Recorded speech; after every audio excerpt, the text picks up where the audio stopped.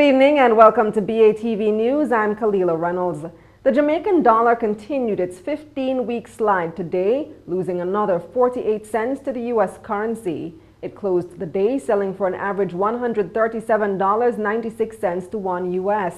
Businesses, especially small businesses, have been feeling the effect of the weaker dollar. The Small Business Association of Jamaica, SBAJ, called a press conference today to say the weaker dollar, along with high gas prices, are forcing them to raise their prices. Sashana Small reports. It's unavoidable because of the pressures that we are under from all angles. And if we are in business to make money and to stay afloat, we must. We have no choice. President of the Small Businesses Association of Jamaica, Hugh Johnson, says the increases in gas prices and depreciation of the Jamaican dollar are causing his members to suffer. They're begging for mercy. With this type of operation that is hurting us now, you don't have to have a loan with the bank in order to suffer, because you're suffering when you go to the gas pump. You're suffering when you go to purchase your raw material. You're suffering all around. So it is inescapable. So the net is much wider, and for that reason we are asking for mercy. The SBAJ president says there's a gap between the price of a barrel of oil on the world market and Petrojam's weekly fuel prices. He says his association has not seen what could be causing the dollar to depreciate. He's suggesting that particular organizations stand to benefit from losses in the dollar's value. We have not seen what significant operation or transaction in this economy to affect this 10% slide over 90 days.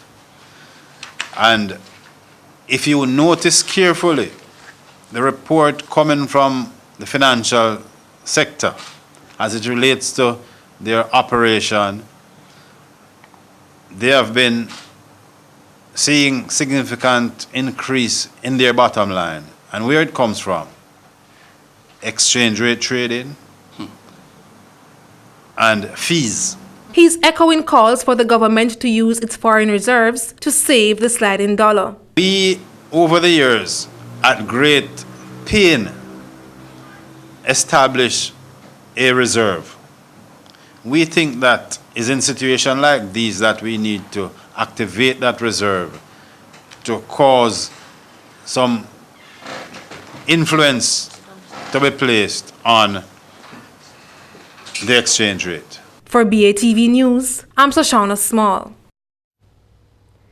Meanwhile, Digicel today announced price increases for postpaid customers, which it says are a direct result of the devaluation of the Jamaican dollar. The price increases take effect September 1. And the Jamaica Manufacturers and Exporters Association, JMEA, says they're concerned about strikingly high interest rate spreads and extremely high markups in the buying and selling of foreign exchange. This compared to regional and global standards. The JMEA is describing the actions of banks and financial institutions as extortion, which they say is stifling the economy and the country's development. Jamila Maitland reports. JMEA Vice President Richard Pandoe is calling on financial institutions to adjust their interest rate policies to reflect the Bank of Jamaica's monetary policy reform. Mr. Pandoe is questioning why the banks are taking so long to respond to the BOJ's lower policy rate, which is now at just 2%. Yeah, when you look at the government policy and what the target is to generate growth and jobs and all that, it requires a collaborative effort between all the stakeholders. And the engine of growth for our economy, of any economy, there are small, micro, and medium businesses, small, medium, and micro businesses. And a lot of these businesses aren't able to access capital in spite of the liquidity available, in spite of the interest rate coming down, are still unable to access capital at a competitive rate for them to reinvest in the business. And this is what this is what a JMEA is coming out there and saying, guys, your spread, what you're making, is not reasonable, and more needs to be done to make sure these interest rates are available to the SMEs to allow them to drive their growth and drive their investment and basically generate jobs in our economy. The JMEA says since 2006, Jamaica has recorded one of the highest interest rate spreads compared to other Caribbean countries and the US. And for 6 years, data shows that Jamaica almost doubled the world's average spread. The organization says they're also concerned about the markup on the selling price of the US dollar. Mr. Pandowi says Jamaica has the highest markup of all CARICOM countries they've reviewed. For example, on August 16, the BOJ's foreign exchange trading summary showed that commercial banks purchased US dollars for as much as $138.50 and sold it for prices as high as $146.25. That's more than a 5% markup, the highest of all the CARICOM countries in their review. Based on the numbers and the research that we did, I mean, this is an unreasonable spread compared to other partners, trading partners that we have seen. And I would believe, I mean, you know, when you look at the fees and the rates and the spread, I would just think that, you know, it's not sustainable, first of all. And it's creating so much pressure on all of us. And I think it comes back to impact the economy. Mr. Pandowi says the financial institutions are stifling the economy when they should be playing a more positive role in economic growth and development. We think that between buying and selling, there's just too much into it. Now, if our banking friends can tell us, you know, give us an explanation, a reasonable explanation, it perhaps could change of how we view it. But in the absence of information, it looks like a hell of a markup on the exchange rate. And, you know, everybody seems to be, I don't know, it seems to be an unreasonable return on a pricing of a key instrument that is impacting all of us in terms of our ability to buy, to replace, to buy raw materials. And it translates to, if you're not careful, you know, this could translate to more hardship to our people if we're not careful. For BATV News, I'm Jamila Maitland. Proven Management has acquired Caymanian company International Financial Planning IFP. The 100% acquisition, which took effect on August 15, is valued at $14.2 million. Proven CEO Christopher Williams says the company has been looking at acquisitions in Caribbean countries with stable economies. He says they were interested in Cayman because of how well their economy is doing. The acquisition is part of Proven's continued expansion in the Caribbean. It was approved by the Cayman Islands Monetary Authority, the Bermuda Monetary Authority, and the British Virgin Islands Financial Services Commission. In the meantime, Proven Investments recently doubled their company asset base with the acquisition of the Bank of St. Lucia International Limited. They say they will not lay off workers and operations will still continue in Cayman, Bermuda, and the British Virgin Islands. And when we come back, the latest on those 200 employees out of a job at J. Ray and Nephew's Sugar Estates. This and more after the break.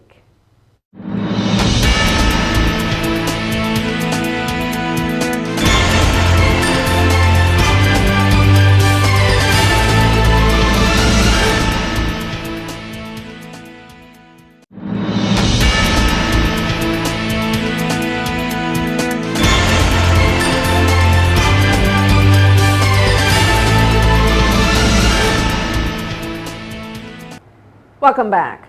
The former employees of J. Ray and Nephew's Holland Estate and Casa Marantha in St. Elizabeth are expected to receive salary and retroactive payments as early as August 29. Bustamante Industrial Trade Union BITU's island supervisor Hanif Brown made the disclosure after what he describes as a successful meeting with the company's management. Jamila Maitland reports. More than 200 employees were made redundant on Wednesday following a major job cuts at J. Ray and Nephew's Holland Estate and Casa Marantha operations. In a statement, the company says the decision was the result of ongoing economic losses from operational costs and the declining cost of sugar. Island supervisor at BITU, one of the unions that represents the workers, Hanif Brown, says the employees were aware of the problem of sluggish production in the local sugar industry. We are always saddened whenever workers are to lose their job through restructuring, which results in redundancy of position.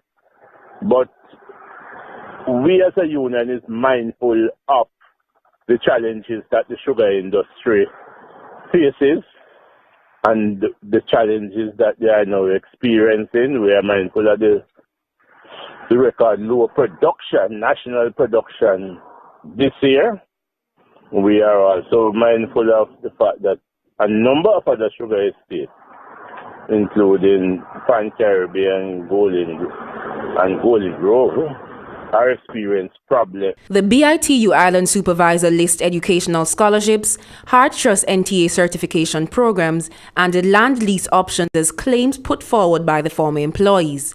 He says following several consultations with Jerry and Nephew's management, the union is satisfied with the company's proposal. The unions are fairly satisfied with the efforts that the applicant has made to mitigate against the fallout. And I am sure that in short order, they will make available to the public a number of the initiatives that they will be taking in terms of support to the workers. He says payments will be made as early as next week. The company reiterated the reasons behind their decision and informed the workers of the payment date, and notice pay will be paid on the 29th, and severance pay will be 29th of August, and severance pay will be paid somewhere around I think the 23rd of September, inclusive of retroactive payments and wage that we had negotiated with the sugar. For BATV News, I'm Jamila Maitland. How low can interest rates go? The Bank of Jamaica's policy rate is already at a historic low of 2%, and BOJ Governor Brian Winter says he's considering dropping them even further. There's even talk in financial circles of a 0% policy rate. But is that realistic? And what would that mean? Sashana Small takes a look. The Bank of Jamaica uses its policy rate to influence the interest rates offered by commercial banks. The lower the BOJ lends money to the banks, the lower the banks can lend money to you. With the BOJ's policy rate now at 2%, commercial banks have added their markups and are now offering mortgage rates as low as 7.5%. And BOJ Governor Brian Winter says he's considering whether to cut the rates even further. Interest rates can be lower. Then it's our obligation to be sure that we make that step. But how low can they go? A 0% interest rate is not unheard of in the financial circles. It's referred to as a ZIRP, zero interest rate policy. The United States, Japan, and several European Union members have used it as an unconventional way of stimulating their economies after the Great Recession. The Bank of Japan used it to combat deflation and promote economic recovery. Jamaica isn't at deflation yet, but inflation has fallen below target at 2.8% in June. So could it work for Jamaica? The BOJ governor says if they were to consider it, that would indicate that something is fundamentally wrong with the economy. That probably will signal that there's a deeper problem of growth in Jamaica, deeper than the kind of things we're reforming and the government is reforming. You know, that somehow people who can get cheap credit still don't want to take the risk of doing business in Jamaica. And I hope that doesn't happen, because we believe that we've got, with interest with the policy rate at 2% now, in real terms, it's actually negative, okay? And that's unusual, but that's where we are in Jamaica. He says it would also bring into question the country's growth dynamic. If it went down closer to zero or to zero, you know, that would be strongly negative. And would, as I said, would point to there being a much deeper problem with the growth dynamic in terms of the enterprise of the private sector and what's stopping them. Why aren't they borrowing, or why aren't people lending to them? He says if the BOJ was to consider ZIRP, it would only be for a short time. We'll have to see. And by the way, I would say if that were to happen, I would imagine it would be very temporary. Even now, we would think that, as the minister's comment in the letter, to say we have to, you know, let us not have a knee-jerk reaction now, and it turns out when you look back a year from now that we've actually triggered an inflation that then does undermine the purchasing power of the average Jamaican. For BATV News, I'm Shoshana Small. Minister without portfolio in the Ministry of Industry, Commerce, Agriculture and Fisheries, J.C. Hutchinson, says they're adding bamboo and castor oil to the Agriculture Push Start program by the end of the year. He made the announcement during a speech at the Rural Agricultural Development Authority RADA Stakeholders Forum in St. Thomas on Tuesday. The minister says he's eager to have the castor oil seeds planted by the end of the year. The $1 million crop is used in pharmaceuticals, cosmetics, lubricants, and biodiesel fuels. In the meantime, Mr. Hutchinson says they have an international financier who's interested in building a bamboo facility in the country. He says the government is working assiduously to develop the industry to formalize and establish bamboo growth. Minister Hutchinson says he's excited for bamboo production because it will bring a lot of benefits to the country, especially the environment. And when we come back, Trinidadians are being urged to take a closer look at their property insurance following Tuesday's earthquake. This and more in regional and international news up next.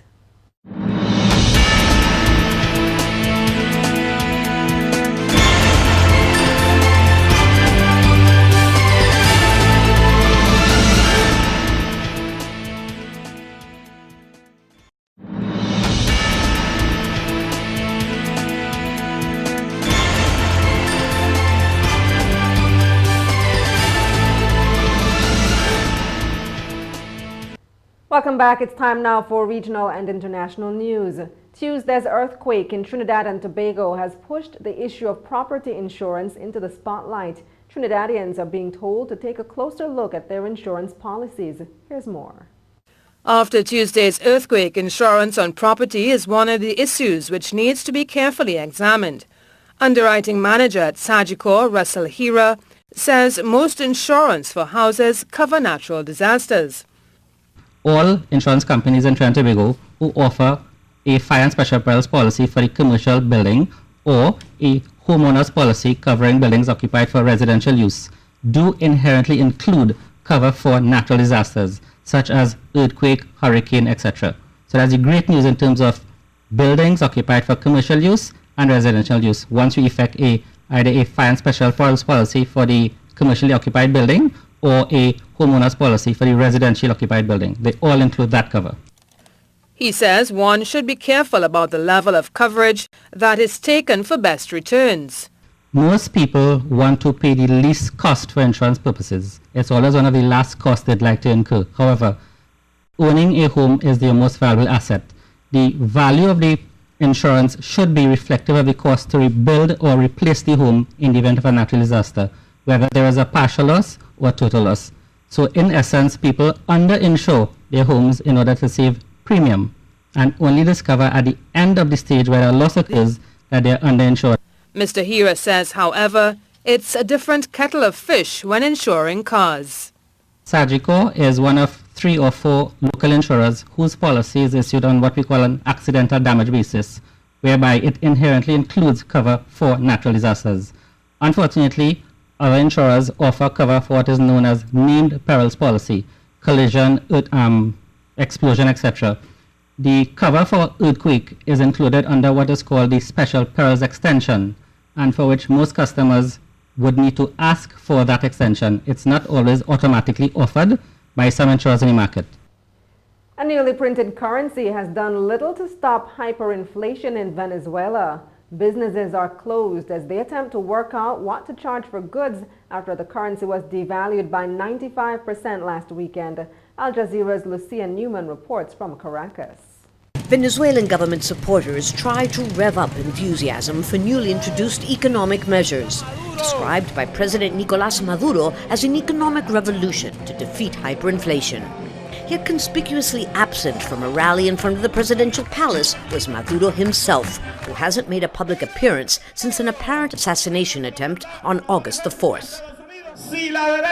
If the right wing crosses our path, we'll run over them like a train. Nothing will stop our reforms. Just blocks away, many shops and markets remained closed, some adhering to an opposition call for a national strike. Others unsure how much to charge now that 5 zeros have been slashed off the currency, ahead of a compulsory 3,400% increase in the minimum wage. They go into effect September 1st, but the price hikes aren't waiting. 2 hours ago, these eggs cost $1,500, and when I came back with the cash, they were $2,000. The bus company that takes Venezuelans to the border remains shut until further notice. And that's not all. The webpage to recharge mobile phones for the moment is not operational. One of the few things that has not changed price are these bananas. They're now costing 5 of the new bolivares, or 500,000 of the old ones, which is roughly the same if you take away 5 zeros. But according to the people selling them, by next week, they'll probably go up 300%. The government blames a crisis that's brought unprecedented hunger and illness on what it calls a domestic and international economic war. But many economists warn the new measures will only make things worse. They're implementing fiscal measures to increase revenue, while refusing any type of international financing or aid, so they'll keep printing out money. And we'll see that hyperinflation will not stop. And amid the uncertainty, neither, it seems, will the exodus of Venezuelans desperate to find relief anywhere they can. Lucia Newman, Al Jazeera, Caracas. U.S. President Donald Trump is warning that if he's impeached, the markets would crash. President Trump made the assertion during an interview with Fox News. Here's more. US President Donald Trump has responded to speculation that he might be impeached by warning that any such move would damage the economy. He also complained about the Justice Department and the FBI, attacking both without providing evidence that they treated him and his supporters unfairly. I don't know how you can impeach somebody who's done a great job. I'll tell you what, if I ever got impeached, I think the market would crash. I think everybody would be very poor. Because without this thinking, you would see numbers that you wouldn't believe in reverse. The US stock market was flat after Trump's former lawyer Michael Cohen and his former campaign manager were convicted on Tuesday. In a plea bargain, Cohen admitted paying hush money to a porn star and a former Playboy model, who both claimed to have had affairs with Trump. Trump's former campaign manager Paul Manafort was convicted of tax evasion. The president has insisted that Manafort and Cohen were charged with matters totally unrelated to his presidential campaign in 2016. European low-cost airline Ryanair has struck a deal with its disgruntled pilots. The airline hopes the deal will stave off any further protest actions. More in this report. Ryanair has reached an agreement with the trade union representing its Irish pilots. It's a breakthrough that sent its shares sharply higher, over 5%, as the budget airline strives to quell staff protests around Europe. Passengers have suffered hundreds of flight cancellations this summer because of protests by pilots over the slow progress in negotiating collective labour agreements. The worst one-day strike earlier in August was when pilots in 5 European countries disrupted the plans of around 55,000 people. It also included a fifth 24-hour walkout by around a quarter of its pilots in Ireland. It prompted Ryanair to propose fresh talks with the help of a mediator, which began last week and ended early on Thursday after a 22-hour session. Stay with us. Talking Stocks comes up next.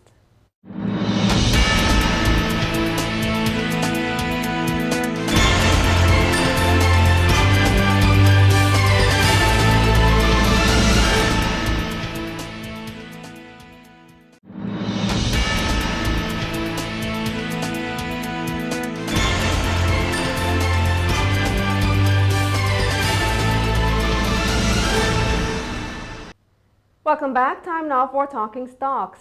54 stocks traded today, of which 25 advanced, 19 declined, and 10 traded firm. The main JSE index advanced by 1,753 points to close at over 317,000 points. However, the junior index declined by 57 points to close at 3,177. Over 18 million units traded, valued at more than $142 million on the Jamaican dollar market, while on the U.S. dollar market, 8,460 units traded, valued at $1,851 US dollars. Caribbean producers Jamaica, with 11.5 million units trading, accounted for 63% of market volume. Indies Pharma ordinary shares with over 2.4 million units trading was second, and Carreras was third with 654 units trading, accounting for 4% of market volume.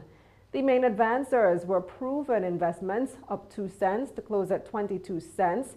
Caribbean Cement Company, up $4.53 to close at $50.33. And Caribbean Cream ordinary shares, up 28 cents to close at $50.33. The main decliners were 1834 Investments ordinary shares, down 2 cents to close at a little below $1, followed by Derrimont Trading ordinary shares, down $3.24 to close at $19.33, and Express Catering down 58 cents to close at $8.07. In foreign exchange trading, the Jamaican dollar lost ground to its three major trading partners today. The U.S. dollar ended the day trading for an average $137.96, gaining 48 cents on the Jamaican dollar. The Canadian dollar ended the day selling for $106.02, gaining 89 cents on the Jamaican dollar. And the British pound ended the day trading for $178.06, gaining $1.36 on the Jamaican dollar. And that's the news, but before we go, a recap of our top story. Small Business Association says a weaker dollar is forcing them to raise prices as the Jamaican dollar loses another 48 cents to the U.S. in today's trading. Thanks for watching. For more content, visit our website at batvja.com. I'm Kalila Reynolds. Pleasant viewing.